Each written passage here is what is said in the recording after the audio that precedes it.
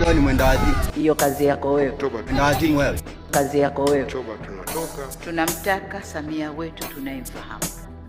Na sasa ni Samia mwingine. Mama, nitalipa.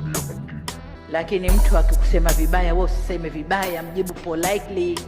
Kitu ambacho mimi siwezi. Mheshimiwa Kimpale leo ulikuwa hivi, naambia wakinikera mimi nabwatuka tu. Mimi wamenikera wamesema na mimi napenyezewa hapa.